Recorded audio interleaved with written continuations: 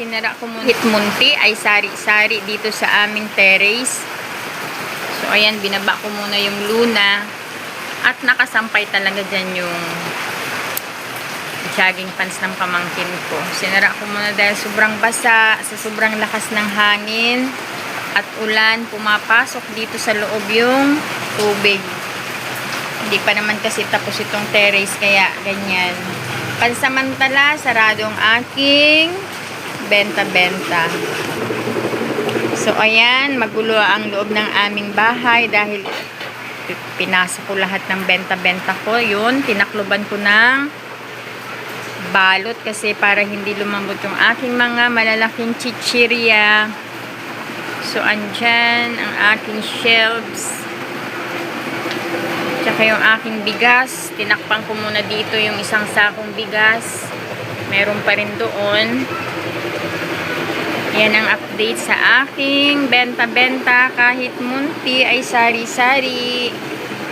Yung iba nilagay ko sa box. Magsamantala dyan muna. Kapag medyo minahina na yung ulan, pwede ko nang ilabas yung aking paninda. So ito ang loob ng aming bahay, magulo. Punta tayo sa ating kusina.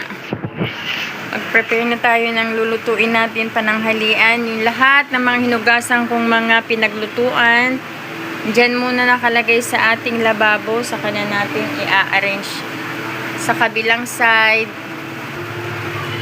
Dito ko mamaya ilalagay yung mga hinugasan kong mga pinaglulutuan. Dyan kasi siya nakalagay. So, ayan ang ating kusinang magulo. Update sa bahay. Binuksan ko yung TV at gusto ko manood ng movie. Magkakape muna ako. Magpapakulo ako ng tubig.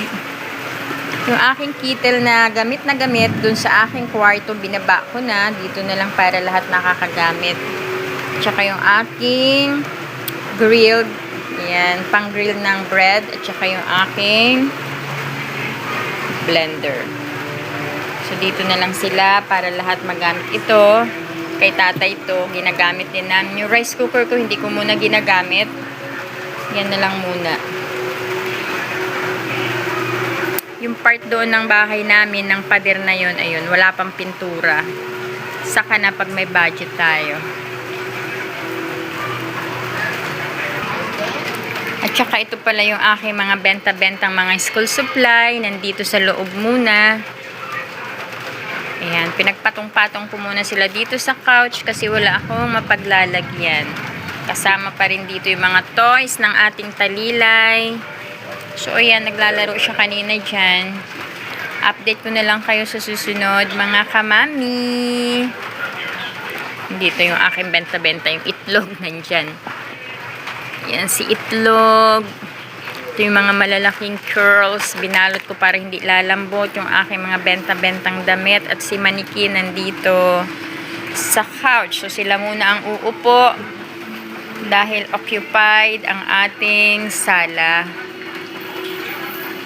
Bye! So dahil sobrang lakas ng ulan, ayan, at pinatulog ko muna ang ating baby talilay, mga kamami. Alas 4 na ng hapon. Pinaidlip ko muna siya kasi wala naman siyang ibang gagawin. Kasalukuyan akong umiinom ng mainit na tubig dahil masakit ang aking tiyan. Nagka-cramps na naman sa sobrang lamig. Nalamigan na naman siguro ako. At yan, ang aking mga tutupiin na kinuha ko sa laundry. Ilang araw na yan pero hindi ko pa natutupi. Update ko kayo, mga kamamshi. Thank you for watching. Bye!